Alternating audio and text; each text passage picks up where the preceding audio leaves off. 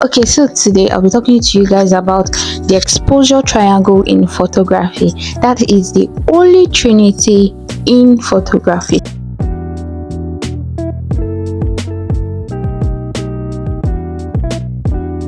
But before then, let me quickly tell you guys what my mentor Stephen Arudi of Watch House Media told me the first time he taught me, he spoke to me about photography. He said light in photography is your best friend and your worst enemy. That is like the settings you would make when shooting a surgery is different from the settings you will have when shooting, let's say, a seminar or an outdoor event or a road walk. The settings are totally different. Let's use the example of the sun. We are shooting in a natural light under the sun in the afternoon around 12, 1, 2 p.m. Like the sun is hot, is ash. Your images will come out really ash. You won't get like subtle kind of pictures.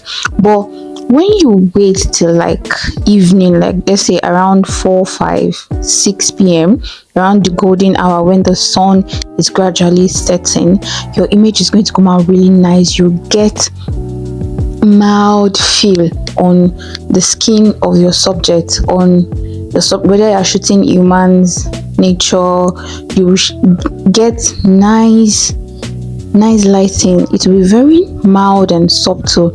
That is how lighting works. Let's talk about the exposure triangle now. In the exposure triangle, we have the ISO, the shutter speed, and our aperture. Now the ISO is the quality of light that comes into your camera, like your camera settings. If you're familiar with your camera, there are a lot of settings there, but let me just quickly run on the basics of the exposure triangle. The more you increase your ISO, the more light you get. And for shutter speed, it has to do with freezing moments. Shutter speed, like it implies speed, it freezes moment. If the settings of your shutter speed while shooting a football, like a sporting event, is different from the settings we use while shooting somebody that is standing still. If your ISO, your shutter speed rather, is low, like it's very low, and you're shooting a moving object, you're going to get blurry pictures. But if it is high, like the higher your shutter speed, the more you'll be able to freeze and capture a moment in time. Why the aperture has to do with depth of field.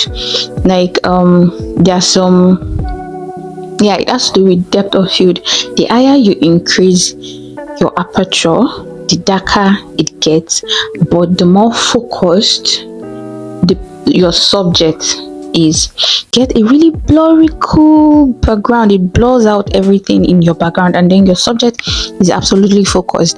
But when you increase your aperture, everything in your frame is in focus.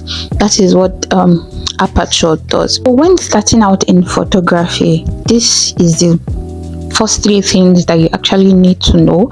There's some maths calculation in it, numbers and figures and all of that, but this is just a simple explanation of the exposure triangle in photography. So hi everyone, I'm Joyce Yaude, a documentary medical photographer at Very Moxie Photography, sharing my experiences in medical photography. See you in the next video. Please don't forget to subscribe if you're new. If you're viewing for the first time, please like my video and also leave a comment. Thank you. Bye.